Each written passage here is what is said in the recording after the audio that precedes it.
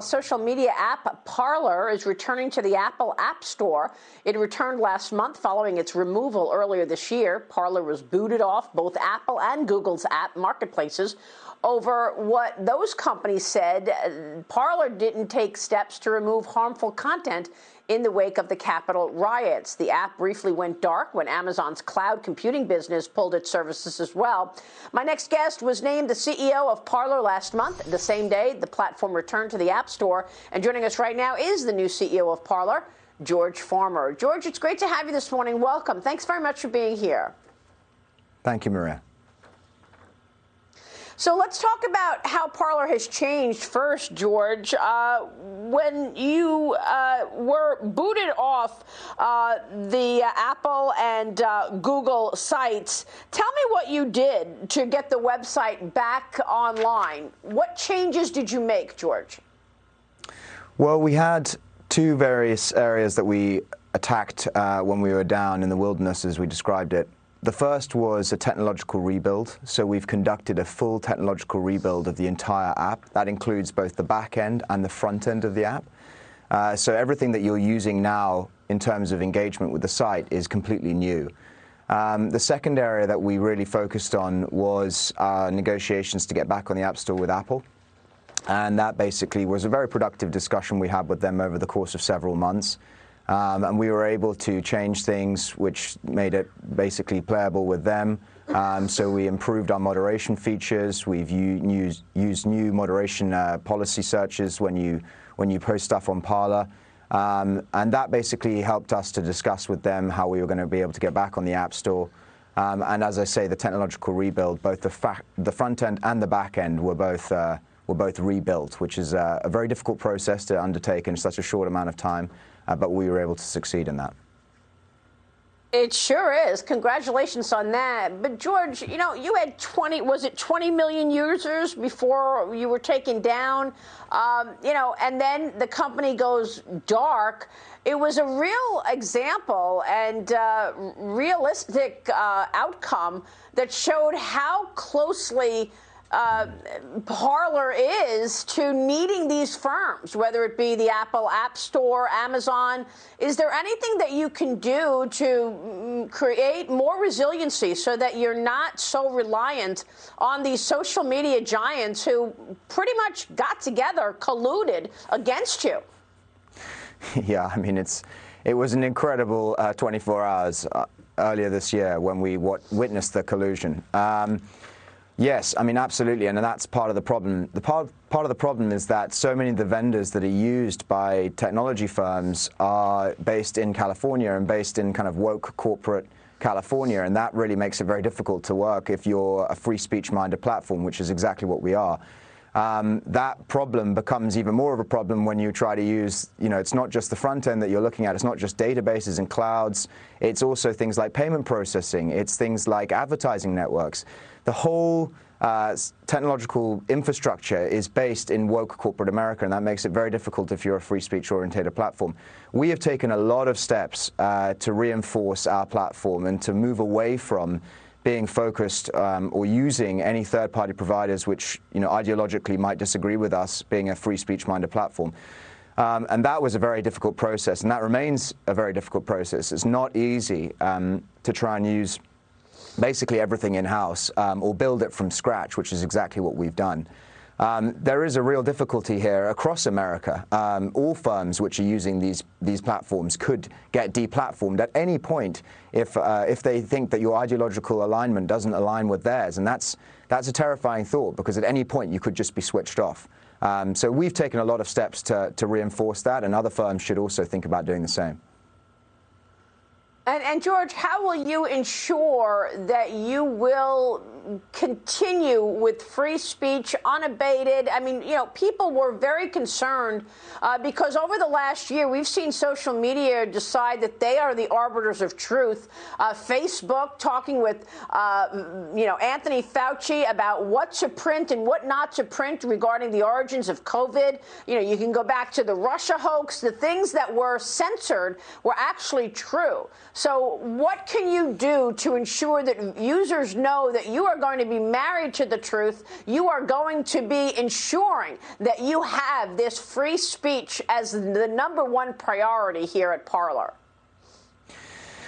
Yeah, I mean, you raised a very good point, which is that in the last year we've seen three, I would say, kind of major areas of dissension from the mainstream media where we've been able to challenge the narrative, and in the end it's looked like it's been correct. Obviously COVID being one of the main ones. Free speech is written into the DNA of Parler, and that's the whole reason we started. We don't, it's our corporate policy that we do not sell your data. And most firms out there will happily sell your data and happily exchange it for a cash return. Parler never does that. Parler never sells your data. We are very focused on privacy, and our content moderation is focused around the First Amendment. Anything allowable under the First Amendment, anything allowed under FCC guidelines, you're allowed to say on the platform. There may be a filter applied to it if it's deemed offensive, but you're allowed to still post it. And the whole point about Parler is that it is a free speech focused platform. It's written into our DNA. The people who work at this company have a huge libertarian and free speech focused mindset, and that comes through in every day. And that obviously is driven to some extent by me as well as CEO. And the people who back this organization. So at every point of this business, whether it's the employees, myself, the founders, the investors, the whole point of Parler is that the DNA of this business is around free speech. It's written into our corporate documents. George, it takes tremendous courage and leadership to go against the grain and go against this really incredible woke culture that is taking hold here. You were also an active financial supporter and candidate for the UK's Brexit party. That was another, wave of pushback. Tell me about that and how it compares to what you're seeing here. And then I want to get your take on the expense of it all, because obviously the expenses are going to rise as you continue to make changes here at Parler. Do you need to make acquisitions? Do you need to get bigger in terms of scale to be able to take on these kind of expense that it will require? Sure. Well, going to your first question about the Brexit party, look, the fight that's happening in America now is a fight which is happening all across the Western world. There's not one country that I can think of which speaks English in the Western world which isn't undergoing this fight. And it's important that we stand up and fight for our ideals. I mean, we are the first line of defense when it comes to free speech. And the reason being is because so much speech is now conducted through the internet. Whether it's your engagement with, a major tech platform such as Facebook or Twitter or Instagram, those are the platforms that are now actively looking to censor you. And so we are the platform which offers that differentiation in service. Now, in good old terms of supply and demand, there's plenty of demand out there. There's not much supply. And so, the Brexit fight, the US fight right now, ideologically free speech fight, which we're seeing all across the Western world. This is the same fight. It's the same fight since day one. It's the good old free speech manifesto versus those who want to censor speech. And this is taking place both sides of the Atlantic and has been going on now for many years. And you've seen this trend, and it's an accelerated trend in the last 4 years. In terms of expense, which was... Sorry, Yep. Maria. No, Yeah, in terms of expense, it is expensive. There's absolutely no doubt about it. I mean, our legal bills this year have been eye-watering, I would say. It's just one of these things where at the moment, the company has clearly had a difficult year. I mean, there's no doubt about it.